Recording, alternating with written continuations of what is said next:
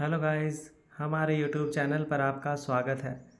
अगर आपको वीडियोस पसंद आ रही हैं तो प्लीज़ लाइक करें, कमेंट करें और शेयर करें।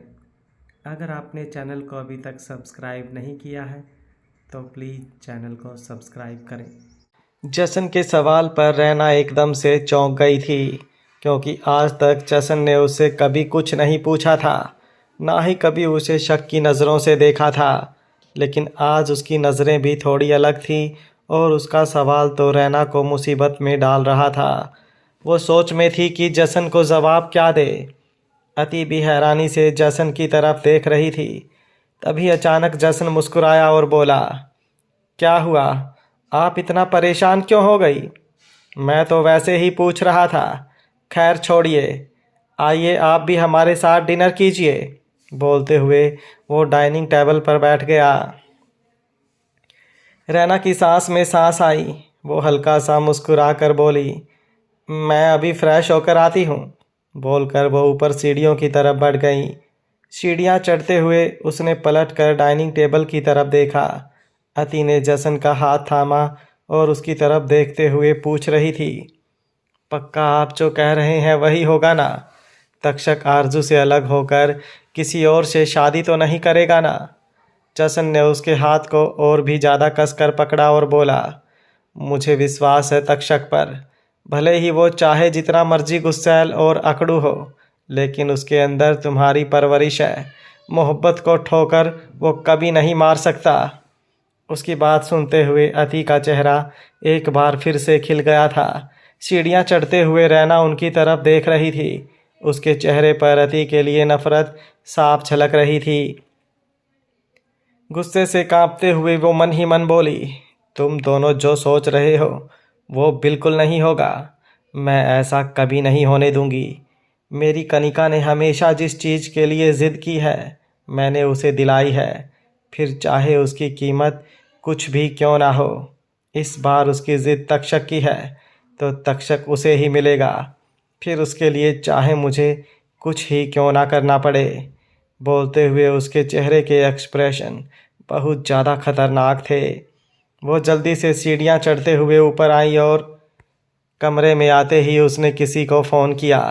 सामने से जिसने भी फ़ोन उठाया कुछ बोलने से पहले वो बहुत ज़्यादा खतरनाक हंसी हंस रहा था। रैना ने गुस्से से अपनी मुट्ठियाँ कस ली और बोली, अगर तुम्हारा हंसना बंद हो गया हो तो क्या तुम मेरी बात सुनोगे? सामने से वो शख्स बोला, इतने दिनों बाद मुझे याद किया है, इतना तो मैं जानता ही था। कोई ना कोई तो तुम्हारा मतलब ही होगा। बताओ अब क्या चाहिए तुम्हें मुझसे? रैना गुस्से से बोली, किसी की जान चाहिए। वो शख्स बोला, मेरी जान को किसी की जान चाहिए और मैं उसे ना दूं? ऐसा कैसे हो सकता है? रैना फिर से गुस्से से बोली, बकवास बंद करो अपनी। मेम साहब कहकर बुलाओ, मेरे टुकड़ों पर पलते हो तुम। वो शख्स जो इस वक्त एक अंधेरे भरे कमरे में बैठा था, चेहरे पर बड़े ही खतरनाक एक्सप्रेशन लिए वो बोला, इसी बात का तो गम है कि तुम्हारे टुकड़ों पर पलता हूँ मैं और तुम्हें कुछ कह नहीं सकता, वरना जिस तरह से तुमने मुझे तकलीफ़ दी है तो जो हाथ दूसरों की जान ले सकते हैं वो आज तुम्हारी भी जान ले लेते। रैना एटीट्यूड से बोली, इतनी औकात नहीं है तुम्हारी। खैर 50 लाख रुपए दूंगी। एक इंसान को इस तरह से तड़पा तड़पा कर मारना है कि उसे जीने से बेहतर मौत लगे और अपनी मौत के लिए वो भीख मांगे। वो शख्स एक बार फिर से हंसा और बोला, यही उम्मीद थी मुझे तुमसे। प्यार करना तो तुम्हें आता ही नहीं, बस नफ़रत करना जानती हो। खैर तुम्हारे लिए तुम्हें कुछ भी कर सकता हूँ। मेरी जान बताओ, किसकी जान चाहिए तुम्हें? रैना शातिर एक्सप्रेशन के साथ बोली, सारी इन्फॉर्मेशन मैसेज कर दूंगी, काम जल्द से जल्द हो जाना चाहिए। बोलकर उसने सामने से जवाब सुने बिना ही फ़ोन डिस्कनेक्ट कर दिया। अपने फ़ोन पर उसने आरजू की फ़ोटो ओपन की और फिर उसे यादव को भेज दिया। यादव जो एक लंबे वक्त से रैना का दीवाना था, उसी के लिए रैना ने मानव राजपूत को छोड़ा था। और फिर ये जानकर कि यादव के पास कुछ भी नहीं है, वो वापस से मानव के पास आ गई थी। लेकिन तब तक मानव अपनी ज़िंदगी में आगे बढ़ चुका था और उसकी ज़िंदगी में उसकी बेटी आरजू आ चुकी थी। फ़ोन को बेड पर फेंक कर वो वॉशरूम की तरफ बढ़ गईं और फिर फ्रेश होकर जल्दी से नीचे डाइनिंग टेबल की तरफ आईं। लेकिन तब तक जसन और रति दोनों का डिनर हो चुका था और दोनों ही अपने कमरे में जा चुके थे। अब उसे खुद पर ही गुस्सा आने लगा कि जसन के साथ थोड़ा वक्त बिताने का मौका उसे मिला था, लेकिन उसने वो मौका खो दिया। पर फिर भी वो एबल स्माइल के साथ बोली, एक बार कनिका की शादी हो जाए तक्षक से, उसके बाद तो तक्षक और जसन सिंह शेखावत दोनों मेरे काबू में होंगे और इस घर पर सिर्फ मेरा राज होगा। फार्म हाउस में तक्षक की गाड़ी पार्किंग एरिया में आकर रुकी। कनिका उसके साथ फार्म हाउस में आने की जिद कर रही थी, लेकिन तक्षक ने उसे मना कर दिया, ये कहकर कि जब तक शादी नहीं हो जाती तब तक वो कनिका को अपने साथ रहने की परमिशन नहीं देता। शादी के बाद ही वो दोनों एक साथ रहेंगे। हालांकि इस बात पर कनिका बुरी तरह से चिढ़ गई थी, लेकिन उसके पास तक्षक की बात मानने के अलावा और कोई ऑप्शन नहीं था। इसलिए वो क्लब से अपने विला में चली गई और तक्षक वापस फार्म हाउस में आ गया। अंदर आते ही वो सीधा अपने कमरे में आया। हॉल में लाइट बंद थी क्योंकि सुबह ही कनिका और रैना ने सर्वेंट को छुट्टी दे दी थी और शाम को कोई लाइट चलाने के लिए भी नहीं था। घर में इतना अंधेरा देखकर तक्षक हैरान था। अंदर रूम में आते ही उसने लाइट्स ऑन की। वहाँ पर आरजू को न देखकर उसे थोड़ा अजीब लगा, लेकिन फिर वो उस कमरे से बाहर निकलकर दूसरे कमरे में गया। लेकिन जैसे ही वो दरवाजे पर आया और उसने अपने कदम आगे बढ़ाए, उसे ऐसा लगा जैसे कोई चीज़ उसके पैरों के नीचे आ गई हो। उसने जल्दी से अपना फ़ोन निकालकर टॉर्च ऑन की तो नीचे ज़मीन पर आरजू को गिरे हुए देख उसकी आंखें बड़ी हो गईं। आरजू की कलाई पर मिट्टी के निशान थे, मतलब उसने उसकी कलाई पर पैर रख दिया था। उसका दिल कांप गया आरजू को यूं देखकर। उसने जल्दी से लाइट ऑन की और फिर आरजू के पास आया। उसने पहले आरजू की कलाई को अपने हाथ में थामा और उसे चूम लिया। जलता हुआ सा दिल थोड़ा शांत हो चुका था। आरजू कब से गर्मी में यूं ही ज़मीन पर गिरी हुई थी, तो उसका मेकअप निकल चुका था, जिसकी वजह से उसके चेहरे और गर्दन पर वो निशान साफ दिखाई दे रहे थे। तक्षक की आंखें और भी ज़्यादा हैरत में फैल गईं। उसने जल्दी से आरजू को अपनी गोद में उठाया और उसे अपने कमरे में लेकर आया।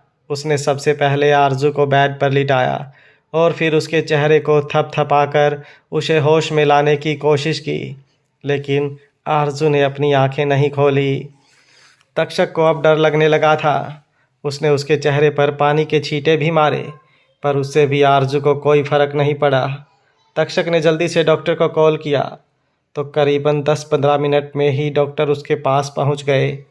उन्होंने आरजू का चेकअप शुरू किया तो बताया कि पिछले कुछ दिनों से आरजू अपना अच्छे से ख्याल नहीं रख रही, इसलिए उसे बहुत ज़्यादा कमज़ोरी हो गई है और साथ ही साथ वो हद से ज़्यादा स्ट्रेस ले रही हैं।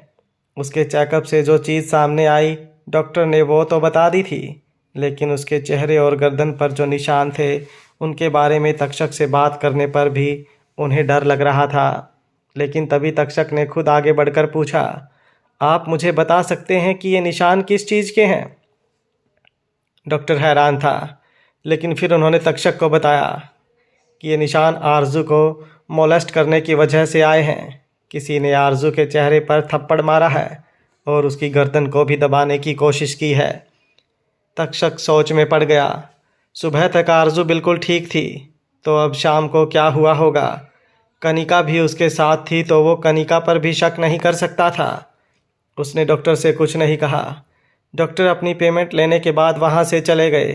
करीबन 1-2 घंटे में आरजू को होश आने वाला था, पर फिलहाल रात बहुत ज़्यादा हो चुकी थी, तो तक्षक यही चाहता था कि वो पूरी रात आराम से सोए। न जाने कितनी ही देर वो यूं ही आरजू की तरफ देखता रहा। कुछ देर बाद उसने बेड पर रखा तकिया उठाया और जाकर काउच पर लेट गया। काउच पर लेटने के बाद भी उसकी नज़र आरजू पर ही थी। उसे दूर से देखते हुए तक्षक हद से ज़्यादा बेचैन हो रहा था। वो उसे देखते हुए बोला, तुमने जो किया है उसके बाद तुम्हारे करीब आने का मन हो भी तो तो भी मैं तुम्हारे करीब नहीं आ सकता। तुम मुझे परेशान कर रही हो और मैं चाहकर भी इस परेशानी को खुद से दूर नहीं कर सकता। बोलते हुए उसके चेहरे पर तकलीफ़ दिखाई दे रही थी। जब काफ़ी देर वो यूं ही बेचैन होता रहा तो काउच से उठकर वापस बेड पर आया और आरजू के बगल में लेट गया। आरजू के बगल में लेटते ही उसे कल रात की याद आने लगी, जब वो आरजू के करीब था, बहुत करीब। कल उसने अपने हाथों से आरजू का व्रत खुलवाया था। वो जानता था कि जब तक आरजू तक्षक के हाथों से अपना व्रत नहीं खोलेगी तब तक वो कुछ नहीं खाएगी, और पिछले कई दिनों से तक्षक आरजू के खाने पीने को भी अच्छे से नोटिस कर रहा था। जिस तरह से वो अपना लंच डिनर स्किप कर रही थी, वो अच्छी तरह से जानता था कि ऐसी सिचुएशन आ सकती है। इसलिए वो आया था उसका व्रत खुलवाने, और उसके बाद जो हुआ वो सब भी उसी ने किया था। चाहे वो जितना मर्जी नाराज़ था आरजू से, लेकिन कहीं ना कहीं उसका दिल आरजू के लिए बेताब रहता था। वो बोलता नहीं था, लेकिन आरजू के साथ वक्त बिताने के लिए वो भी हर वक्त बेसब्र रहता था। आरजू को देखते हुए उसे कल रात की सारी बातें याद आ रही थी। उसने आरजू के करीब होकर उसे अपनी बाहों में भर लिया और उसके चेहरे की तरफ देखते हुए बोला, ना जाने कैसी मोहब्बत है ये, पास रहकर भी बेचैन रहती है और दूर रहकर भी। बोलते हुए उसने आरजू के गाल पर अपना हाथ रखा। आरजू ने नींद में सिसकी ली। शायद उसे अपने गाल पर दर्द महसूस हुआ था। तक्षक अपनी उंगलियों से उसके गाल को छूने लगा। ऐसा लग रहा था जैसे उसकी स्किन पूरी ऊपर की तरफ उभर रही हो। तक्षक ने उसके चेहरे पर झुककर उसके गाल को बड़े ही प्यार से चूमा और फिर उसे पूरी तरह से अपनी बाहों में समेट लिया। वहीं दूसरी तरफ एक और फार्म हाउस। एक गाड़ी आकर फार्म हाउस के बाहर रुकी। मन्नत ने हैरानी से बाहर की तरफ देखा। फार्म हाउस के बाहर गाड़ी रुकते देख वो अर्जुन की तरफ देखकर बोली, हम लोग यहाँ क्यों आए हैं? हम लोग तो लॉन्ग ड्राइव के बाद घर जाने वाले थे ना। अर्जुन मुस्कुराया और बोला, पहले अंदर तो चलो। बोलते हुए वो गाड़ी से बाहर निकला और जल्दी से दूसरी तरफ जाकर गाड़ी का दरवाज़ा खोला। मन्नत हैरानी से फार्म हाउस की तरफ देखते हुए गाड़ी से बाहर आई, क्योंकि जैसे ही उसने गाड़ी से बाहर अपने कदम रखे पूरा फार्म हाउस रोशनी से जगमगा उठा था। अभी तक वहाँ पर सिर्फ स्ट्रीट लाइट थी, लेकिन अब तो ऐसा लग रहा था जैसे पूरा फार्म हाउस ही किसी ने बड़े दिल से डेकोरेट करवाया हो। मन्नत का पूरा चेहरा खिल चुका था। उसे समझ आ गया था कि अर्जुन ने उसे ये सरप्राइज़ दिया है। अर्जुन मन्नत के एक्सप्रेशन देखकर बोला, बस इतने में ही खुश हो गई या फिर अंदर चलोगी? मन्नत मुंह बनाकर बोली, लेकिन क्या ही फ़ायदा, यहाँ पर भी आप मुझे बस चाट पापड़ी ही खिलाएंगे। उसकी बात सुनकर अर्जुन को हंसी आ गई। उसने मन्नत का हाथ अपने हाथ में थामा और बोला, पहले अंदर तो चलो, आज तुम्हारी कोई और हसरत भी पूरी होने वाली है। उसकी बात सुनते ही मन्नत की आंखों में शरारती चमक आ गई थी। उसका हाथ थामे हुए ही अर्जुन ने अपने कदम आगे बढ़ा दिए तो मन्नत भी उसके साथ साथ चलने लगी। जैसे जैसे वो आगे की तरफ बढ़ रही थी उसकी आंखें और भी ज़्यादा बड़ी होती जा रही थी, क्योंकि सच में वो पूरा फार्म हाउस बहुत ही ज़्यादा खूबसूरत तरीके से डेकोरेट किया गया था। Balloons, red roses, white roses, standard candles, खूबसूरत लाइट्स, हर तरफ हर कोना बड़े ही प्यार से डेकोरेट किया हुआ था। और सबसे खूबसूरत लग रहा था सामने का पूल एरिया, जिसके पास जाने के लिए तो मन्नत भी बेताब हो रही थी। अर्जुन सीधा उसे पूल एरिया की तरफ लेकर ही बढ़ गया, क्योंकि आज की रात वो दोनों पूल एरिया के पास ही बिताने वाले थे। रास्ते में एक सर्वेंट खड़ा था जिसे अर्जुन ने इशारा किया। वो सर्वेंट वहाँ से चला गया। अब उस फार्म हाउस में सिर्फ अर्जुन और मन्नत ही रह गए थे। मन्नत का दिल ज़ोरों से धक धक करने लगा। हालांकि वो अर्जुन को खुद इन सब बातों के लिए चिढ़ा रही थी। उसे खुद हद से ज़्यादा क्रेविंग हो रही थी। ना जाने वो क्यों पागलों की तरह अर्जुन को कुछ भी बोले जा रही थी, लेकिन अब उसे एहसास हो रहा था कि वो किस चीज़ की ज़िद कर रही थी, और वो सब सोच सोच कर शर्म से लाल हो रही थी। पूल एरिया पर आकर अब अर्जुन ने उसे यूं देखा तो मुस्कुराते हुए बोला, अब मिली मुझे मेरी मन्नत वापस, जो यूं ही शर्माती थी। मैं उसके करीब आऊँगा ये सोचकर भी एकदम से लाल हो जाती थी। मन्नत शर्मा कर मुस्कुराते हुए बोली, मत परेशान कीजिए ना मुझे। अर्जुन उसे छोटी छोटी आंखों से देखते हुए बोला, कोई मुझे कह रहा था कि उसे चाट पापड़ी खानी है। मन्नत तुरंत से बोली, हाँ चाट पापड़ी खाने ही चलते हैं, मेरा बहुत मन भी कर रहा है।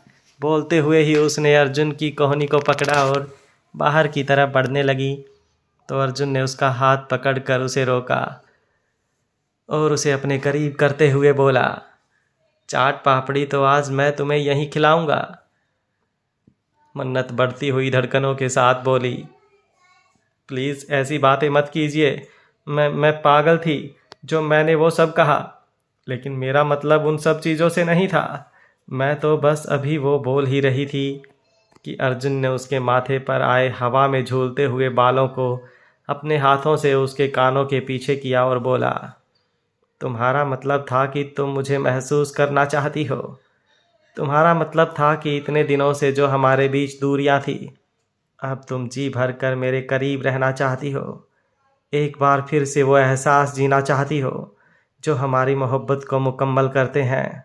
मुझे अपने अंदर तक महसूस करना चाहती हो। उसकी आखिरी बात सुनकर मन्नत पूरी तरह से सिहर गई थी।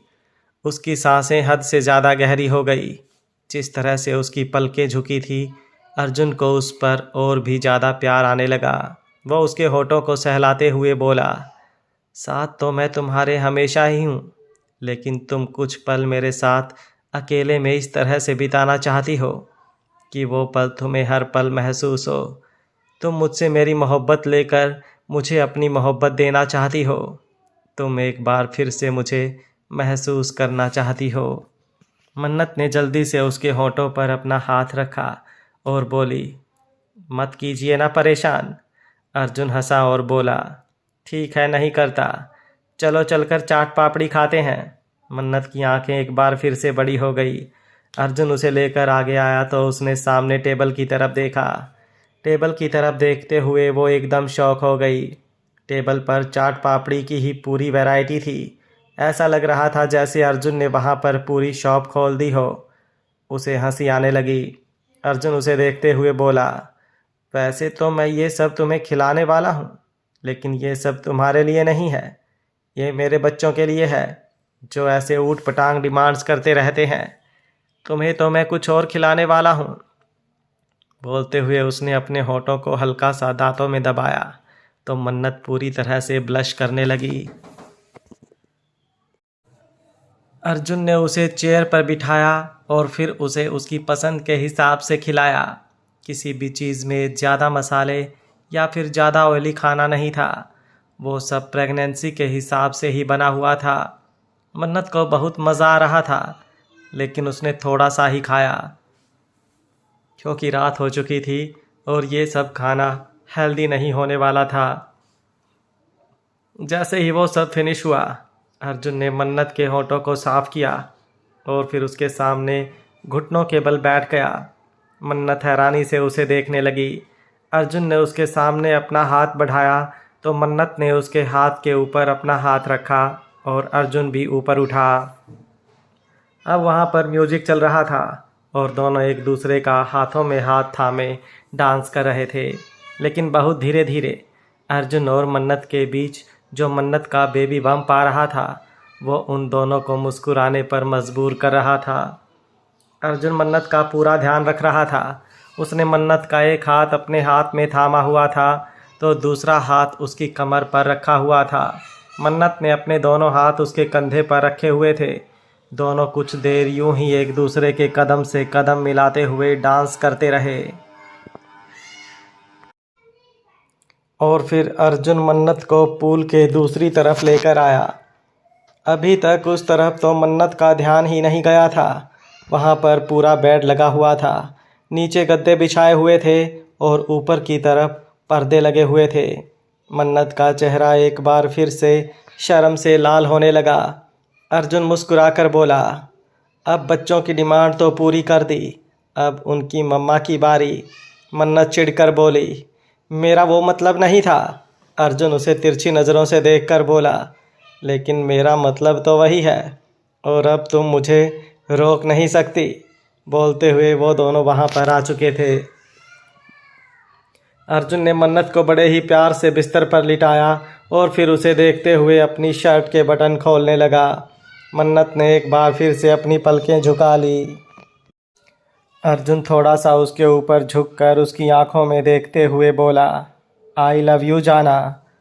मन्नत भी उसकी तरफ अपनी नज़रें उठाकर बोली, आई लव यू टू। जैसे ही मन्नत ने आई लव यू टू कहा, अर्जुन पूरी तरह से उस पर झुका और अपने होठों को उसके होठों से मिलाते हुए उसे चूमने लगा। मन्नत ने उसके सिर के पीछे अपना हाथ रखा और उसके बालों में अपनी उंगलियां उलझा ली। अर्जुन बड़े ही प्यार से उसके होठों को किस कर रहा था और उतने ही प्यार से मन्नत उसे रिस्पॉन्स दे रही थी। दोनों लगातार यूं ही एक दूसरे के होठों को चूमते हुए गहरी गहरी सांस ले रहे थे। मन्नत उसे किस करते करते ही उसकी शर्ट को उसके कंधों से अलग करने लगी। अर्जुन ने उसके होठों को छोड़ा और उसकी गर्दन को चूमने लगा। वो उसे बहुत ही प्यार से चूम रहा था ताकि उसे बिल्कुल भी दर्द ना हो, और उसकी ये बात मन्नत को हद से ज़्यादा सुकून दे रही थी। उसकी गर्दन पर पूरी तरह से किस करने के बाद अर्जुन नीचे उसके पेट पर झुका और उसके पेट से कपड़े हटाकर उसके बेबी बम्प को चूम लिया। मन्नत ने भी अपने हाथ अपने बेबी बम्प पर रखे। वो हंसते हुए अर्जुन को देख रही थी। अर्जुन बेबी बम्प को चूम कर बोला, मुझे अपने बच्चों की मम्मा को तो बहुत सारा प्यार करना है, लेकिन साथ ही साथ इन बच्चों को भी बहुत प्यार देना है। बोलकर उसने दोबारा से मन्नत के बेबी बम्प को चूम लिया और फिर उसके कपड़ों को ठीक करने की बजाय मन्नत को उसके कपड़ों से आज़ाद कर दिया। मन्नत को हद से ज़्यादा शर्म आने लगी थी। अब अर्जुन रुका नहीं, बल्कि वो पूरी तरह से मन्नत को हर एक जगह पर किस कर रहा था, जिससे मन्नत पूरी तरह से सिहर रही थी। अर्जुन उसे वो एहसास दे रहा था जो मन्नत को कब से चाहिए थे। वो अपने अर्जुन को और उसकी छुअन को खुद पर महसूस करना चाहती थी, तो अर्जुन उसे हर एक वो चीज़ दे रहा था जो मन्नत को वो खुशी वो सुकून दे। न जाने कब तक वो यूं ही मन्नत को चूमता रहा और फिर आखिर में उसके ऊपर आकर हल्का सा झुका तो मन्नत को डर लगने लगा। अर्जुन मुस्कुराते हुए बोला, डोंट वरी, मैं मेरी जाना को बिल्कुल दर्द नहीं दूंगा। मन्नत उसे देखते हुए बोली, आप मुझे कभी दर्द दे ही नहीं सकते, बल्कि आपके साथ से तो मैं अपना हर दर्द भूल जाती हूँ। बोलते हुए उसने खुद को बिल्कुल ढीला छोड़ दिया। अर्जुन उसके साथ आगे बढ़ा और उसे एक हसीन दुनिया में लेकर जाने लगा, जहाँ पर मन्नत अर्जुन के प्यार को अपने अंदर तक महसूस कर रही थी, और अर्जुन और मन्नत दोनों ही एक बार फिर से वो लम्हे जी रहे थे जो उनकी दूरियों को अब हमेशा हमेशा के लिए मिटाने वाले थे। जब भी अर्जुन को लगता कि मन्नत को थोड़ी सी तकलीफ़ हो रही है तो वो खुद को रोक लेता, लेकिन मन्नत उसे रुकने ही नहीं दे रही थी। दोनों पूरी रात यूं ही एक दूसरे पर अपनी मोहब्बत की बारिश करते रहे और सुबह होने से कुछ देर पहले एक दूसरे की बाहों में सिमट कर लेट गए। मन्नत को तो अर्जुन की बाहों में समाते ही नींद आ चुकी थी, लेकिन अर्जुन प्यार से उसके चेहरे को देखता रहा और धीरे धीरे वो भी नींद की आगोश में चला गया। वहीं सुबह सुबह शेखावत फार्म हाउस। आरजू की आंखें खुली। आंखें खुलते ही वो चौंक कर अपनी जगह पर उठकर बैठ गई। उसकी सांसें हद से ज़्यादा गहरी थी। उसने खुद की सिचुएशन को देखा तो खुद को तक्षक के रूम में देखकर वो थोड़ा हैरान थी, क्योंकि वो अकेली तक्षक के रूम में थी। तक्षक वहाँ पर नहीं था। तभी उसकी नज़र सामने सोफ़े पर गई जहाँ पर तकिया रखा हुआ था। मतलब तक्षक रात को उसके साथ नहीं बल्कि सोफ़े पर सोया था। ये सोचकर ही उसकी आंखें नम हो गई। वो सोफ़े की तरफ देखते हुए बोली, आप बहुत गलत कर रहे हैं मिस्टर ड्रीम। मैं आपके लिए सब कुछ बर्दाश्त कर सकती हूँ, लेकिन आपसे दूरियाँ और आपकी नफ़रत बर्दाश्त नहीं कर सकती, और मुझे यही बर्दाश्त करना पड़ रहा है। मैं बताना चाहती हूँ आपको जो मेरे साथ हुआ। जो मैं अभी भी बर्दाश्त कर रही हूँ, लेकिन मैं चाह कर भी आपको नहीं बता पा रही हूँ। आप हमेशा मुझे जानना चाहते थे कि क्या बात है जो मुझे हमेशा परेशान करती है, लेकिन अब तो आपको कोई फ़र्क ही नहीं पड़ता कि मेरे साथ हो क्या रहा है। क्या आपको दिखाई नहीं दे रहा कि मैं नहीं हूँ, मैं नहीं ठीक हूँ? पर नहीं, आपको मुझसे कोई फ़र्क नहीं पड़ रहा ना? ठीक है, आप बस एक बार ये शादी कर लीजिए। कन्फर्म हो जाएगा कि अब आपको मुझसे मोहब्बत ही नहीं रही, तो मैं यहाँ रहकर भी क्या ही करूँगी। मैं चली जाऊँगी, लेकिन जाने से पहले मुझे देखना है कि आप कैसे इतनी जल्दी हम दोनों की मोहब्बत को भूल गए। बोलते हुए वो अपने आंसू साफ कर रही थी। कुछ देर बाद वो अपनी जगह से उठी और अपने कपड़े लेकर वॉशरूम में चली। बालकनी से तक्षक अंदर आया। बालकनी में खड़ा वो सिगरेट पी रहा था और आरजू की बातें भी सुन रहा था। अभी कुछ देर पहले ही वो जिम एरिया से आया था। उसने जानबूझकर सोफे पर तकिया रखा था ताकि आरजू को यही लगे कि वो रात को उसके साथ नहीं सोया। कुछ देर बाद आरजू वॉशरूम से बाहर आई तो उसकी नज़र तक्षक पर गई, जो अपनी क्लोजेट में से अपने कपड़े निकाल रहा था। तक्षक ने उसकी तरफ देखा नहीं, लेकिन बिना उसकी तरफ देखे ही वो महसूस कर सकता था कि आरजू उसे ही देख रही है।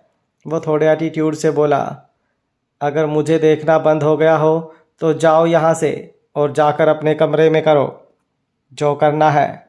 मुझे यहाँ पर डिस्टरबेंस नहीं चाहिए। आरजू उसके पास आई और उसे देखते हुए बोली, आप इतनी जल्दी इतना कैसे बदल गए मिस्टर ड्रीम? जिस मिस्टर ड्रीम से मैंने मोहब्बत की थी वो तो आप हैं ही नहीं। उसे तो मेरी हर एक बात से फ़र्क पड़ता था, लेकिन क्या अभी आपको दिखाई नहीं दे रहा कि मैं कितनी तकलीफ़ में हूँ? तक्षक ने पलट कर उसकी तरफ देखा और उसे हैरानी भरी नज़रों से देखने के बाद बोला, कौन सी तकलीफ़ में हो तुम? मुझे तो नहीं लगता तुम्हें कोई तकलीफ़ हो रही है। तुम तो बिल्कुल ठीक हो और तुम तकलीफ़ की बात कर रही हो। क्या तुम भूल रही हो कि ये जानते हुए भी कि तुम्हारा मुझसे दूर जाना मुझे क्या तकलीफ़ देगा? तुम मुझसे दूर चली गई, तब तुमने मेरी फ़िक्र नहीं की, तो अब मैं तुम्हारी फ़िक्र क्यों करूं? और प्लीज़ अपना ये मेलोड्रामा बंद करो। मुझे इन सब में कोई इंटरेस्ट नहीं। शादी तक तुम्हें यहाँ पर रुकना है तो रुको, वरना यहाँ से जाओ और खुशी खुशी अपनी ज़िंदगी में आगे बढ़ो। लेकिन मेरे सामने ये सब बातें करना बंद करो, क्योंकि अब वही होगा जो मैं चाहता हूँ। आरजू हल्का सा मुस्कुराकर बोली, यही तो बात है ना मिस्टर ड्रीम, कि आप जो चाहते हैं वो नहीं हो रहा। मुझे नहीं लगता कि आप इतनी जल्दी वो सब भूल सकते हैं। इतनी कमज़ोर तो नहीं थी हमारी मोहब्बत। तक्षक व्यंग्य से मुस्कुराया और बोला, मेरी मोहब्बत तो बहुत मजबूत थी, लेकिन उसे कमज़ोर करने वाली तुम थी। तो अब सज़ा भी तो तुम्हें ही मिलेगी। बोलकर वो वॉशरूम में चला गया। आरजू गहरी सांस लेकर बोली, इतनी बड़ी सज़ा भी मत दीजिए मिस्टर ड्रीम कि मैं सज़ा को बर्दाश्त ही ना कर पाऊँ। बोलते हुए उसकी आंखों से आंसू का एक कतरा बह गया। कुछ देर बाद आरजू और तक्षक दोनों ऑफिस के लिए तैयार हो चुके थे और दोनों ही अलग अलग कमरे से बाहर हॉल एरिया में आए, जहां पर सर्वेंट ने डाइनिंग टेबल पर ब्रेकफास्ट लगवा रखा था। आरजू वहां से जाने लगी, लेकिन तक्षक उसे जाते देखकर बोला, मेरी शादी को रोकने के लिए अब ये सारी गिरी हुई हरकतें करने लगी हो क्या तुम? उसकी बात सुनकर आरजू ने हैरानी से पलटकर उसकी तरफ देखा।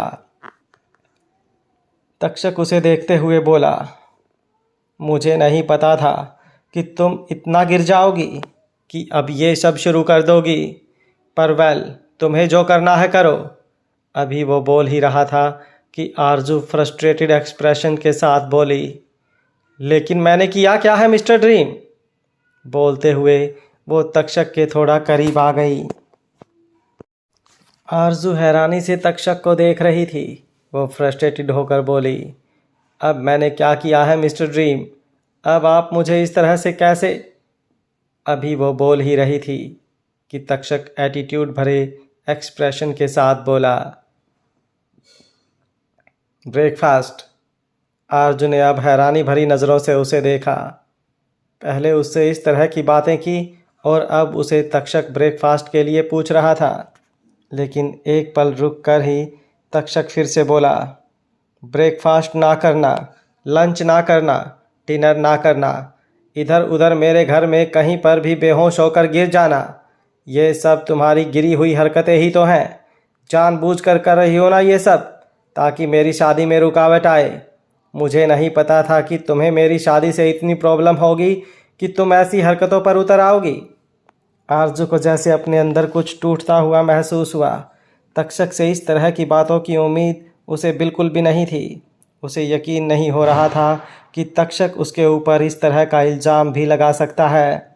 वो हल्का सा मुस्कुराकर बोली, मैं जब भी सोचती हूँ ना मिस्टर ड्रीम कि शायद कुछ तो उम्मीद है हम दोनों के रिश्ते में, तो आप मुझसे एक कदम आगे निकल जाते हैं। ऐसा कुछ कर देते हैं कि वो उम्मीद अपना दम तोड़ दे। मैं ही पागल हूँ जो हर रोज़ एक नई उम्मीद अपने दिल में जगाती हूँ कि शायद आज आपको मेरे ऊपर तरस आ जाए, शायद आज आप मेरी गलतियाँ माफ़ करके मुझे वापस अपना लें। लेकिन नहीं, आप तो वो मिस्टर ड्रीम है ही नहीं जो मुझसे मोहब्बत करते थे। आरजू की बातें सुनते हुए तक्षक के चेहरे के एक्सप्रेशन बहुत अलग थे, जैसे उसे इन सब बातों से कोई फ़र्क ही ना पड़ रहा हो। वो चुपचाप अपना टोस्ट खाने में बिज़ी था। आरजू एक बार फिर से बोली, अब मैं क्या ही कहूँ, रहने दीजिए। खैर, जब मुझे खाना होगा तो मैं खा लूँगी, नहीं खाना होगा तो किसी के ज़बरदस्ती करने से और किसी के इस तरह इल्ज़ाम लगाने से भी मुझ पर फ़र्क नहीं पड़ेगा, बोलकर वो दरवाजे की तरफ घूम गई। तभी तक्षक ने पीछे से उसका हाथ पकड़कर उसे अपनी तरफ खींचा और उसे टेबल से लगाते हुए बोला, ब्रेकफास्ट तो तुम्हें करना ही पड़ेगा। आरजू नाराज़गी से बोली, आप मेरे साथ ज़बरदस्ती नहीं कर सकते। तक्षक टॉक्सिक होते हुए बोला, ठीक है, नहीं करूँगा ज़बरदस्ती। तुम्हें खाना नहीं खाना तो एक दिन छोड़ो, 1000 दिन ना खाओ, मुझे फ़र्क नहीं पड़ता, लेकिन फिर चुपचाप इस घर से बाहर निकल जाओ, क्योंकि इस घर में रहना है तो मेरे कुछ रूल भी हैं। और उन रूल में एक रूल ये है कि यहाँ पर सुबह जो ब्रेकफास्ट बनता है वो ख़त्म होना चाहिए, लंच भी ख़त्म होना चाहिए और डिनर भी। अगर कोई इंसान यहाँ खाना नहीं खा रहा तो यहाँ पर रहेगा भी नहीं, क्योंकि यहाँ पर इंसान रहते हैं, जिंदा लाशें नहीं। उसकी आखिरी बात सुनकर आरजू का दिल धक सा रह गया।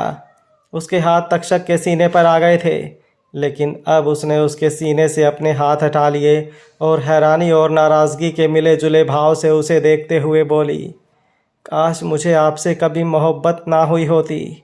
बोलते हुए उसकी आंखों से आंसू गिर गए। तक्षक अभी भी एटीट्यूड से उसे देखते हुए बोला, काश मुझे भी ना हुई होती। बोलकर वो थोड़ा पीछे हट गया। आरजू चुपचाप चेयर पर बैठी और ब्रेकफास्ट खाने लगी। वो भले ही खा रही थी, लेकिन मन से नहीं, बस तक्षक को दिखाने के लिए। थोड़ा सा खाकर ही वो अपनी जगह से उठी और तक्षक की तरफ देखते हुए बोली, अब तो साबित हो गया ना कि जिंदा लाश नहीं हूँ मैं। मेरे अंदर भी एक दिल है जो धड़क रहा है आपके लिए, पर शायद अब आपको ये धड़कन सुनाई नहीं देती। बोलकर वो कुछ पल तक्षक को देखती रही और फिर वहाँ से चली गई। तक्षक उसे बिल्कुल कोल्ड एक्सप्रेशन के साथ जाते हुए देख रहा था। शेखावत मेंशन। जश्न अपने स्टडी रूम में था। सामने लैपटॉप टेबल पर था और वो उस पर कुछ काम कर रहा था। तभी टेबल पर रखा हुआ उसका फ़ोन बजा। फ़ोन पर फ्लैश हो रहे नंबर को देखकर उसके चेहरे पर एक हल्की सी मुस्कुराहट आ गई। उस नंबर के साथ नाम लिखा हुआ था प्रथम कपूर। जसन ने कॉल रिसीव किया और बोला, तो आखिर मुंबई पहुंच गए तुम? सामने से प्रथम की आवाज़ आई। मुफन के लिए तो आना ही था मुझे। जसन हल्का सा मुस्कुरा कर बोला, तो मुफिन से कब मिलने वाले हो? सामने से प्रथम की आवाज़ आई। अब इससे ज़्यादा इंतज़ार तो मैं कर भी नहीं सकता, बस कुछ ही देर में उसके सामने होऊंगा। जसन ने जवाब दिया, अच्छा, उम्मीद है एंजल को उसकी खुशी मिल जाए। प्रथम मुस्कुराते हुए बोला, मेरे होते हुए उसकी खुशियाँ अधूरी हों, ये हो ही नहीं सकती। उसके लिए तो मैं कुछ भी कर सकता हूँ। उसकी बात सुनकर जसन ने कॉल डिस्कनेक्ट कर दिया। प्रथम ने अपने फ़ोन की तरफ देखा। अभी कुछ देर पहले ही वो मुंबई पहुँचा था और अब वो हाईवे पर गाड़ी ड्राइव कर रहा था। उसकी आंखों के सामने आरजू का चेहरा घूम रहा था जब वो आखिरी बार उससे मिला था। उसके बाद उसकी एक झलक के लिए भी वो तरस गया था। तारिणी जी से पता चला कि मुंबई से कुछ लोग आए थे और आरजू और मन्नत दोनों को अपने साथ ले गए। जो इंसान मन्नत को अपने साथ लेकर गया वो मन्नत को अपनी बीवी बोल रहा था और आरजू को जसन सिंह शेखावत अपने साथ लेकर गया। जसन सिंह शेखावत के बारे में प्रथम ने बहुत सुना था और ये भी जानता था कि तक्षक सिंह शेखावत जो उसके होटल में रुका है उसके डैड का नाम जसन सिंह शेखावत है। उसे कहीं ना कहीं कुछ चीज़ें समझ आने लगी थी। बस तभी से वो जल्द से जल्द मुंबई आना चाहता था, लेकिन अपने डैड की ख़राब तबीयत के चलते आ नहीं पा रहा था। लेकिन अब उनके सही होते ही वो मुंबई के लिए निकलने वाला था कि उससे पहले ही जसन शेखावत ने उसे खुद कॉल किया और उससे बात की। तो अब तो प्रथम का यहाँ आना और भी ज़्यादा ज़रूरी हो गया था। ड्राइवर गाड़ी ड्राइव कर रहा था और बैक सीट पर आरजू बैठी थी। उसके कानों में अभी तक तक्षक की कुछ देर पहले कही हुई बातें गूंज रही थी और उन बातों को याद करते हुए सिवाय तकलीफ़ के आरजू को और कुछ महसूस नहीं हो रहा था। एक बार फिर से उसकी आंखों में नमी आ गई। तभी अचानक से एक झटके से गाड़ी रुकी। आरजू ने ड्राइवर की तरफ देखते हुए पूछा, क्या हुआ? तभी ड्राइवर जो सामने की तरफ देख रहा था वो डर से कांपने लगा। आरजू ने भी जब सामने की तरफ देखा तो उसकी आंखें बड़ी हो गई। सामने कुछ गुंडे मवाली टाइप के लोग खड़े थे जिनके हाथों में मोटे मोटे डंडे और एक दो के हाथ में तो गन भी थी। आरजू ड्राइवर को देखते हुए बोली, प्लीज़ भैया गाड़ी जल्दी पीछे लीजिए। बोलते हुए ही उसने गाड़ी को अच्छे से लॉक किया।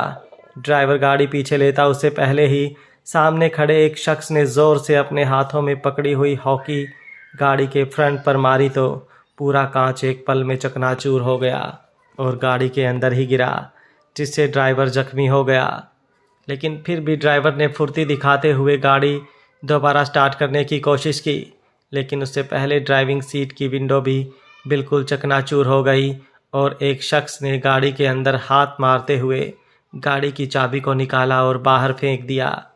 आरजू डर से कांपने लगी। तभी वो ज़ोर से चिल्लाई क्योंकि एक शख्स ने आकर उसकी साइड का विंडो तोड़ दिया था। आरजू ने जल्दी से अपने चेहरे पर अपने हाथ रखे। कांच के टुकड़े आकर उसके हाथ पर लगे। आरजू डर से कांपने लगी। तभी वो ज़ोर से चिल्लाई क्योंकि एक शख्स ने आकर उसकी साइड का विंडो तोड़ दिया था। आरजू ने जल्दी से अपने चेहरे पर अपने हाथ रखे। कांच के टुकड़े आकर सीधा उसके हाथ पर लगे। दर्द से आरजू की चीख निकल गई। उसके हाथ पर खून बहना शुरू हो गया था। उस शख्स ने टूटी हुई विंडो के अंदर से अपना हाथ डालते हुए गाड़ी का दरवाज़ा खोला और खींचते हुए आरजू को बाहर निकाला। आरजू उसे रोक नहीं पा रही थी और ना ही उसका सामना कर पा रही थी। वो रोते हुए बोली, कौन है आप लोग? ऐसा क्यों कर रहे हैं मेरे साथ? कहाँ लेकर जा रहे हैं मुझे? प्लीज़ मुझे छोड़ दीजिए। लेकिन वो शख्स लगातार आरजू को खींचते हुए सामने की तरफ लेकर जा रहा था, जहाँ पर तकरीबन 5-6 लड़के खड़े थे और हर कोई बेशर्मी से हंस रहा था। ड्राइवर जल्दी से गाड़ी से बाहर निकला और भागते हुए उस तरफ आया। वो उन लोगों की तरफ देखते हुए बोला, मेम साहब को छोड़ दीजिए। आप जानते नहीं हैं कि ये कौन है? जसन सिंह शेखावत की बहू और तक्षक सिंह शेखावत की बीवी है ये। अगर उन लोगों को पता लगा तो तुम सभी को जिंदा नहीं छोड़ेंगे। अभी वो बोल ही रहा था कि एक शख्स गुस्से से गरजते हुए बोला, अबे चुप हो जा, हमें पता है ये कौन है, लेकिन शायद तुझे नहीं पता कि ये कौन है।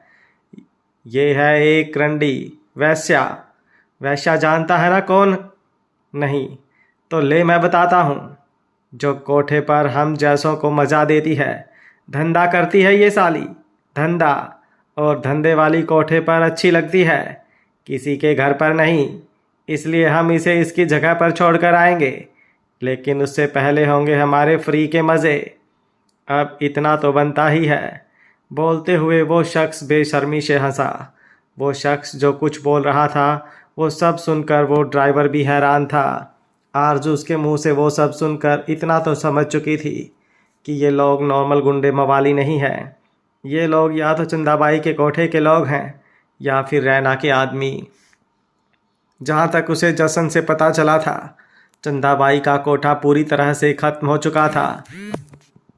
तो मतलब साफ था कि ये लोग रैना के भेजे हुए हैं, जो या तो आरजू को परेशान करने के लिए हैं या फिर हो सकता है उसकी जान लेने के लिए ही। उसकी आंखों में आंसू आने लगे। अपने बारे में वो सब सुनना उसकी बर्दाश्त से बाहर था। मौत से भी बदतर था उसके लिए वो सब सुनना। ड्राइवर इतना सब सुनकर भी उन लोगों से बोला, बकवास बंद करो अपनी और चुपचाप मेम साहब को छोड़ दो, वरना मैं अपने बॉस को अभी फ़ोन करता हूँ। बोलते हुए उसने अपनी पॉकेट में से अपना फ़ोन निकाला। दूसरे शख्स ने ज़ोर से उसके गाल पर थप्पड़ मारा और ड्राइवर के हाथों से फ़ोन नीचे गिर गया। अगले ही पल उस शख्स ने फ़ोन के ऊपर अपना पैर रखा और बोला, अब कर फ़ोन जिसे करना है। साले, तूने हम लोगों को क्या पागल समझा है? बोलते हुए ही उसने अपने साथ खड़े आदमी को इशारा किया तो दो आदमी आगे आए और उस ड्राइवर का मुंह दबाते हुए उसे वहाँ से ले गए। आरजू एकदम हैरान रह गई। अब उसे और भी ज़्यादा डर लगने लगा था। वो उस आदमी से जिसने उसका हाथ पकड़ा हुआ था, उससे अपना हाथ छुड़वाते हुए बोली, प्लीज़ भैया मुझे छोड़ दीजिए। मैं वो नहीं हूँ जो आप लोग समझ रहे हैं। जिस आदमी ने उसका हाथ पकड़ा हुआ था वो और कोई नहीं, यादव था। यादव ने आरजू को छोड़ा और फिर उसे ऊपर से नीचे देखते हुए बोला, मैंने तो आज तक खराब माल भी नहीं छोड़ा और तू इतना मस्त माल छोड़ने को बोल रही है। ऐसा पाप यादव नहीं करता। अभी तो मैं तुझे अपने साथ लेकर जाऊंगा और फिर उसके बाद देखता हूँ कि तेरा करना क्या है। बोलते हुए उसने अपने साथ खड़े आदमी को इशारा किया तो उस आदमी ने आरजू की तरफ अपने कदम बढ़ाए। आरजू जल्दी से पीछे की तरफ भागी। आरजू को भागते हुए देख उन सभी आदमियों ने भी आरजू के पीछे भागना शुरू कर दिया था। आरजू ने अपने कदमों को और भी ज़्यादा तेज कर दिया था, लेकिन डर की वजह से वो भाग भी नहीं पा रही थी। वो बार बार पीछे मुड़कर देख रही थी। तभी अचानक से वो लड़खड़ाई और गिरने को हुई, लेकिन किसी ने अपने हाथ देकर उसे संभाल लिया। उसने जल्दी से चेहरा घुमाकर सामने की तरफ देखा तो अपने सामने तक्षक को देखकर उसकी सांस में सांस आई। वो तक्षक की तरफ देखते हुए बोली, थैंक गॉड आप आ गए, वरना आज मैं एक बार फिर से आपसे अलग हो जाती। लेकिन मुझे आपसे अलग नहीं होना। वो लोग मुझे वे बोलते हुए उसकी आवाज़ कांप रही थी और उसकी आंखों से आंसू गिरने लगे थे। तक्षक ने पीछे की तरफ देखा। उन गुंडे मवालियों को देखकर उसके चेहरे पर एक्सप्रेशन बहुत अलग थे। तक्षक ने उसे सीधा खड़ा किया और उस पर से अपने हाथ उठाते हुए बोला, यही तो बात है कि हमारा अतीत कभी भी हमारा पीछा नहीं छोड़ता। या तो हमें खुद उसका सामना करना पड़ता है या फिर ज़िंदगी भर उस अतीत से भागना पड़ता है। लेकिन मुझे तो तुम यहाँ खुद के अतीत से भागती हुई दिखाई दे रही हो। खैर, गलती तुम्हारी भी नहीं है, तुम्हें सिर्फ आता ही भागना है। कभी मोहब्बत से भागती हो तो कभी अपने अतीत से, और सारी ज़िंदगी यूं ही भागती रहोगी। उसकी बातें सुनते हुए आरजू की आंखें एकदम से बड़ी हो गई। उसे यकीन नहीं हो रहा था कि तक्षक ये सब कुछ कह रहा है। उसकी मदद करने के बजाय वो अभी भी उस पर तंज कस रहा है। वो नाराज़गी और हैरानी के मिले जुले भाव से बोला, मतलब आप भी मेरे बारे में यही सोच रहे हैं? आपको भी मैं वैश्य? तक्षक उसके करीब हुआ और बोला, मसला ये नहीं है कि मैं तुम्हारे बारे में क्या सोचता हूँ। बात तो ये है कि तुम अपने बारे में क्या सोचती हो। तुम क्या हो? अगर कोई तुम्हें कुछ भी बोल रहा है तो तुम उसे जवाब क्या दोगी? उनकी बातें मानकर उनसे अपना मुंह मोड़ लोगी या फिर उनका मुंह तोड़ दोगी? बोलते हुए तक्षक की आंखें आरजू की आंखों में इस कदर डूबी हुई थी कि आरजू तक्षक की कही हुई बातों को सिर्फ सुन नहीं रही थी बल्कि अपने दिमाग में बिठा रही थी। यादव और यादव के लोग आरजू का पीछा करते हुए उन दोनों के बिल्कुल पास आकर खड़े हो गए थे। तक्षक एक कदम पीछे हुआ और बोला, कब तक भागती रहोगी? सच से सामना करो और आगे बढ़ो। पीछे भागना तुम्हें हमेशा हराएगा और तुम यूं ही हमेशा हारती रहोगी और रोती रहोगी। पर क्या करे, तुम्हें आता भी तो सिर्फ रोना ही है। बोलकर तक्षक पीछे की तरफ मुड़ गया और जाकर अपनी गाड़ी के बोनट से लगकर खड़ा हो गया। उसने अपनी पॉकेट में से सिगरेट निकाली और उसे अपने होठों में दबा लिया। लाइटर से जलाते हुए सिगरेट से हल्का सा धुआं निकला और फिर तक्षक आराम से कश भरने लगा। तक्षक को आरजू से दूर जाते देख यादव हैरान रह गया और आरजू की तरफ देखते हुए वो ज़ोरों से हंसने लगा। वो बेशर्मी से हंसकर बोला, मैंने तो कहा था कि वैश्या सिर्फ वैश्या होती है, किसी की बहू बेटी नहीं। अब तो अपनी औकात पता चल गई होगी तुम्हें। उसकी बात सुनते हुए आरजू ने पलट कर उसकी तरफ देखा।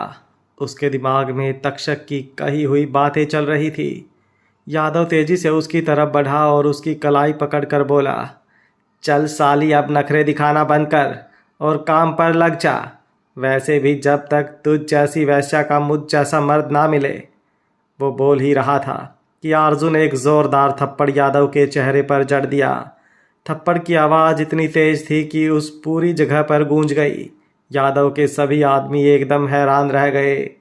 उन्होंने भी अपना कदम आरजू की तरफ बढ़ा दिए, लेकिन यादव ने अपना हाथ दिखाकर उन्हें रोका और आरजू की तरफ देखकर गुस्से से कांपते हुए बोला, तूने मुझ पर हाथ उठाया साली, तेरी इतनी हिम्मत?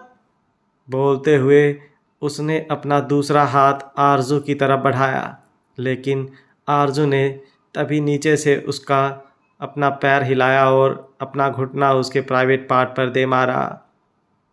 यादव की ज़ोर से चीख निकल गई। यादव लड़खड़ाता हुआ वहीं ज़मीन पर गिर गया। एक आदमी जल्दी से आरजू की तरफ बढ़ा तो आरजू घूमी और नीचे से पत्थर उठाकर उस आदमी के मुंह पर मार दिया। उस आदमी की आंख से खून बहने लगा और लड़खड़ाते हुए वो भी नीचे ज़मीन पर गिर गया। आरजू ने ये सब कर तो दिया, लेकिन अब एक और आदमी को अपने करीब आते देख उसे डर लगने लगा था। आरजू ने अपने कदम पीछे की तरफ लेने शुरू कर दिए। पीछे चलते चलते वो तक्षक के पास पहुंच चुकी थी। तक्षक सिगरेट पीते हुए बोला, कितनी कमज़ोर हो ना तुम, एक आदमी से डर रही हो। वो आदमी जो औरत को कमज़ोर समझता है, उसे सिर्फ इस्तेमाल करने की चीज़ समझता है, जिनके लिए लड़कियों की इज्जत सिर्फ और सिर्फ उनके बिस्तर की कीमत है। खैर, तुम भी तो कमज़ोर ही हो। आरजू उसकी तरफ घूमी और चीखते हुए बोली, बस कीजिए, नहीं सुना जा रहा मुझसे, बस कीजिए, और कितना सुनाएंगे आप मुझे? तक्षक अभी भी बिल्कुल नॉर्मल होकर बोला, मैं कहाँ कुछ सुना रहा हूँ, सुनाने वाले लोग तो तुम्हारे सामने हैं और तुम सुनकर उनसे भाग रही हो। खैर, अगर तुम अपने लिए नहीं लड़ सकती तो क्या मैं तुम्हारी मदद करूँ? Do you want my help? वैसे भी तुम जैसी कमज़ोर लड़कियों को हेल्प करने के लिए मुझ जैसे लड़कों को आना ही पड़ता है। बोलते हुए तक्षक के चेहरे पर एटीट्यूड था। आरजू गुस्से से उसे देख रही थी। तभी उसे ऐसा लगा जैसे किसी ने उसके कंधे पर अपना हाथ रखा हो। उसका चेहरा डर से कांपने लगा। तक्षक ने जिस तरह से आरजू को मदद के लिए पूछा, आरजू गुस्से से उसे देख रही थी। तभी उसे ऐसा लगा जैसे किसी ने उसके कंधे पर अपना हाथ रखा हो। उसका चेहरा डर से कांपने लगा। उसने पलटकर पीछे की तरफ देखा तो उसके सामने उन गुंडों में से एक लड़का खड़ा था, जो उसे देखते हुए बेशर्मी से हंसकर बोला, इससे क्या मदद मांग रही है तू? मुझसे मांग, क्या चाहिए तुझे? तेरी हर एक ख्वाहिश को पूरी कर दूंगा। बस तू बदले में मेरी एक ख्वाहिश पूरी कर दे, मेरी हर रात रंगीन। अभी वो बोल ही रहा था कि आरजू ने एक ज़ोरदार थप्पड़ उसके चेहरे पर जड़ दिया। वो शख्स गुस्से से कांपते हुए उसे देखने लगा और अगले ही पल उसने आरजू का हाथ पकड़कर उसे पूरा घुमाया और उसकी कलाई को उसकी पीठ से लगा दिया। आरजू की आह निकल गई। बोनट से लगकर खड़े तक्षक की भी गुस्से से मुट्ठियां कस गई थी, लेकिन उसने खुद को कंट्रोल कर रखा था। तक्षक उसे देखकर व्यंग्य से बोला, यही उम्मीद थी मुझे तुमसे। तुम्हें कभी खुद के लिए लड़ना आया ही नहीं। अगर तुम में थोड़ी भी हिम्मत होती तो आज हम दोनों दूर ना होते। तुम पहले भी डर कर भाग गई और अब भी तुम्हारे अंदर सिर्फ और सिर्फ डर है और कुछ नहीं। आरजू नाराजगी और गुस्से के मिले जुले भाव से तक्षक की बात सुन रही थी। उसने अपनी दूसरी मुट्ठी को जोर से बंद किया और अपनी कोहनी को घुमाते हुए उस शख्स के मुंह पर जोर से मारी। उस शख्स के दांतों से खून बहने लगा। एक झटके में उसने आरजू का हाथ छोड़ दिया। अगले ही पल आरजू ने उसके भी प्राइवेट पार्ट पर जोर से अपना घुटना मारा। वो शख्स लड़खड़ाते हुए नीचे ज़मीन पर गिर गया। आरजू ने पलटकर तक्षक की तरफ देखा और बोली, इतनी भी कमज़ोर नहीं हूँ मैं। माना उस वक्त डर गई थी, लेकिन अब उन चीज़ों का सामना कर रही हूँ ना। पर तकलीफ़ इस बात की है कि जब तक मैं बदलना सीख गई तब तक आप बदल गए। वो बोल रही थी, तभी एक शख्स उसके करीब आया। इस बार आरजू ने पहले ही उसकी तरफ घूमकर उसे ज़ोर से धक्का दिया और बड़ी फुर्ती से नीचे से उठाकर एक ईंट उसके सिर पर मारी। तक्षक के चेहरे पर एक मुस्कुराहट तैर गई, लेकिन जल्दी ही उसने खुद को नॉर्मल कर लिया। अब तक आरजू सिर्फ खुद को बचाने की कोशिश कर रही थी, लेकिन अब वो उन लोगों पर अटैक करने लगी थी। आरजू ने इधर उधर देखा तो उसे उनमें से एक गुंडे का नीचे गिरा हुआ हॉकी स्टिक दिखाई दिया। उसने जल्दी से उस हॉकी को उठाया और अपनी तरफ आ रहे आदमी के कंधे पर जोर से मारा। उस आदमी की दर्द से चीख निकल गई। एक के बाद एक आरजू लगातार उन्हें जोर से उस हॉकी से मारती रही। तभी किसी ने उसके मुंह पर अपना हाथ रखा और उसे खींचते हुए दूसरी तरफ घुमाया। आरजू उस आदमी को मारने लगी, लेकिन उससे पहले ही उस आदमी ने उसके हाथों से वह हॉकी पकड़कर नीचे फेंक दी। एक बार फिर से बचे हुए दो लोग आरजू पर हावी होने लगे थे। आरजू ने खुद को छुड़वाने की कोशिश की, लेकिन अब वो लोग उसे छोड़ ही नहीं रहे थे और ना ही आरजू अपना जोर चला पा रही थी। तक्षक अपनी गहरी नज़रों से आरजू और उन दोनों लड़कों को देख रहा था, ये समझते हुए कि आरजू अब उन दोनों का सामना नहीं कर पा रही है। तक्षक ने अपने कदम उसकी तरफ बढ़ाए, लेकिन उससे पहले ही एक शख्स आरजू के सामने आकर खड़ा हुआ। आरजू की आंखें हैरानी से बड़ी हो गई। अगले ही पल उस शख्स ने ज़ोर से उन दोनों गुंडों को एक साथ उनके मुंह पर पंच दिया और एक को उसके कंधों से उठाकर नीचे ज़मीन पर फेंका तो दूसरे को अपनी लात मारते हुए पीछे की तरफ धकेल दिया। दोनों दर्द से कराहते हुए नीचे ज़मीन पर गिरे। प्रथम आरजू की तरफ देख रहा था, जो अभी तक उसे देखकर हैरान थी। उन दोनों के नीचे ज़मीन पर गिराने के बाद प्रथम जल्दी से आरजू के पास आया और उसके कंधों पर अपने हाथ रखते हुए बोला, तुम ठीक तो हो ना मुफिन? आरजू कुछ बोल ही नहीं पा रही थी। वो एकदम शॉक हो चुकी थी। प्रथम ने जल्दी से उसे अपने सीने से लगाया और बोला, थैंक गॉड तुम ठीक हो, तुम्हें कुछ हुआ नहीं। पर मैं खुश हूँ कि तुम उन लोगों का सामना कर रही थी। बहुत अच्छा सबक सिखाया तुमने उन लोगों को। पीछे खड़े तक्षक की गुस्से से मुट्ठियाँ कसी हुई थी। आरजू तक्षक के बारे में सोचते हुए प्रथम से अलग हुई और उसने पीछे की तरफ देखा, लेकिन उससे पहले ही उसके कानों में गाड़ी स्टार्ट होने की आवाज़ आई। सामने तक्षक को अपनी गाड़ी में ड्राइविंग सीट पर बैठे देख आरजू एकदम हैरान रह गई। हद से ज़्यादा स्पीड में तक्षक ने गाड़ी घुमाई और कुछ ही पलों में गाड़ी आरजू की नज़रों से ओझल हो गई। प्रथम ने आरजू के चेहरे को अपने हाथों में थामा और बोला, क्या हुआ? तुम अब डर क्यों रही हो? अब तो सब ठीक हो गया ना। अभी ये लोग तुम्हें कुछ नहीं कहेंगे। देखो क्या हाल हुआ है इनका। बोलते हुए प्रथम ने उन लड़कों की तरफ देखा तो आरजू ने भी उन सब की तरफ देखा। सब के सब नीचे ज़मीन पर गिरे हुए थे। उसे यकीन नहीं हो रहा था कि उसने उन लोगों का सामना किया। प्रथम आरजू की तरफ देखते हुए बोला, कितने दिनों बाद देख रहा हूँ तुम्हें मुफिन, और वो भी इस हालत में। क्या हालत कर रखी है तुमने अपनी। लेकिन डोंट वरी, अब तुम्हारे पास मैं हूँ ना। तुम बिल्कुल ठीक हो जाओगी, एकदम परफेक्ट। आरजू एक टक नज़रों से उसे देखते हुए बोली। आप यहाँ पर? प्रथम मुस्कुराकर बोला। मुझे तो आना ही था, तुम मुझे बिना बताए यहाँ मुंबई आ गई। मैंने पता लगवाया तुम्हारे बारे में तो पता चला कि तुम यहाँ हो, तो बस आ गया तुम्हारे पास। आरजू के चेहरे पर परेशानी झलकने लगी। वो प्रथम को तक्षक के बारे में बताना चाहती थी। वो कुछ बोलने को हुई, लेकिन उससे पहले ही प्रथम बोला, चलो अब मुझे अपने घर लेकर चलो, क्योंकि यहाँ पर मेरा होटल नहीं है जो मैं अपने होटल में आराम से रहूं। आरजू की परेशानी और भी ज़्यादा बढ़ गई। वो कैसे प्रथम को अपने साथ फार्म हाउस लेकर जा सकती थी। उसके चेहरे पर आई परेशानी को देखकर प्रथम हंसा और बोला, डोंट वरी, मैं मजाक कर रहा हूँ। मुझे तो पता भी नहीं था कि तुम यहाँ पर हो। वो तो मैं बिज़नेस के सिलसिले में यहाँ पर आया, तो अभी यहाँ रास्ते में तुम्हें इन सब गुंडों से लड़ते हुए देखा तो तुम्हारे पास आया। मैं बस बहुत खुश हूँ कि कम से कम तुम मुझे वापस तो मिल गई। अब मैं तुम्हें अपने साथ मनाली लेकर जाऊँगा। आरजू हैरानी से उसे देखने लगी। प्रथम मुस्कुराते हुए बोला, मुझे अब कोई बहाना नहीं सुनना। तुम जानती हो ना मैं तुम्हारे लिए क्या फील करता हूँ। अब मैं जल्दी से अपनी फीलिंग्स को एक ऑफिशियल टैग देना चाहता हूँ, लेकिन उससे पहले मुझे एक इम्पोर्टेंट काम करना है। उसके बाद हम दोनों मनाली चलेंगे।